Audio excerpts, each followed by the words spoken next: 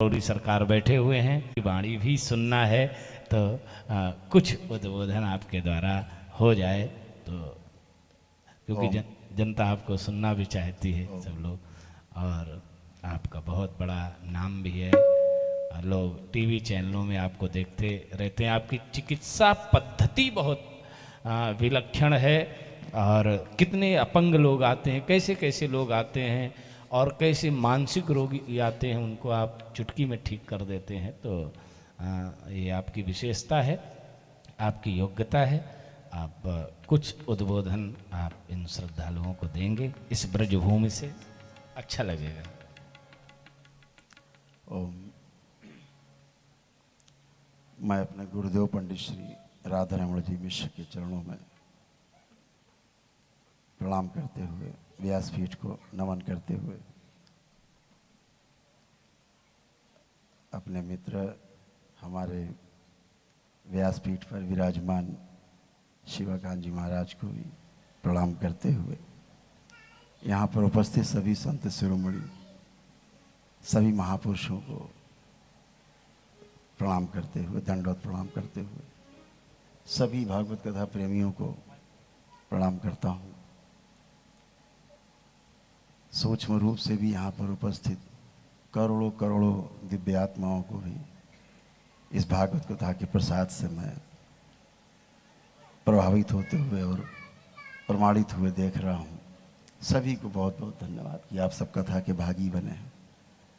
मुझे बोलने का मौका दिया 2 मिनट के लिए महाराज श्री ने, इसके लिए बहुत बहुत धन्यवाद। मैं शिवाकांत जी महाराज की कथा सुनने अक्सर पहुंच जाता हूं, बहुत दूर दूर भी हम चले जाते हैं सुनने। और इस कथा के जो आयोजक हैं देवदत्त जी, उनको तो मैं बहुत धन्यवाद देना चाहता हूं कि वो माध्यम बने इतने लोगों के लिए कथा सुनने के लिए, और शिवाकांत जी महाराज के श्रीमुख से वो, और बहुत बहुत धन्यवाद आपको।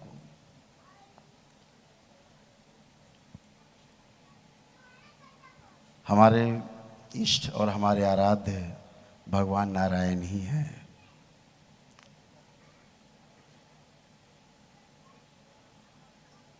उन्हें नमन करता हूँ।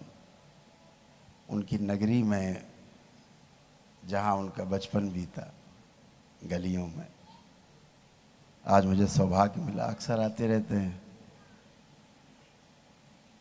आपके दर्शन के लिए वृंदावन। यहाँ के सभी पूज्य संतों को मैं प्रणाम करता हूँ। पूरा संसार पीड़ा से भरा हुआ है, लेकिन एक ही सुख प्राप्ति के लिए सब लोग प्रयासरत हैं। वो सुख है निरंतर सुख, जहाँ दुख ही न आए। इस प्रकार के सुख की अभिलाषा हर मनुष्य रखता है। अभी इस कथा का प्रभाव हम भगवान नारायण का प्रभाव आपको बताना चाहते हैं। जितने भी भागवत कथा प्रेमी आप बैठे, संत तो वैसे ही निर्मल है, लेकिन जितने भागवत कथा प्रेमी बैठे, मैं आपको एक प्रभाव दिखाना चाहता हूँ केवल उनका, जो आपने ये कथा रूपी प्रसाद ग्रहण किया है। मैं आपसे ये कहना चाहता हूँ कि आपके अंदर, किसी के भी अंदर भगवान नारायण का प्रभाव देख लीजिए। एक भी नेगेटिव थॉट, एक भी गंदा विचार अपने दुश्मन के लिए भी नहीं आ रहा। हर आदमी टेस्ट कर सकता है, चेक कर लीजिए। अगर आ रहा होगा तो नाक रगड़ के आपसे क्षमा मांग लूंगा। सब चेक कर लीजिए। अपने दुश्मन जो आपका एक नंबर लगता हो दुनिया में कि धूर्त है, उसके लिए भी आपके अंदर एक गंदा भाव, एक विचार नहीं आ रहा है। इस कथा का प्रभाव आप देख लीजिए। किसी में आ रहा हो तो बिल्कुल हाथ उठा सकता है। एक काम भाव भी नहीं आ रहा है, नकारात्मक भाव भी नहीं आ रहा है। ये भगवान नारायण की कथा का प्रभाव है।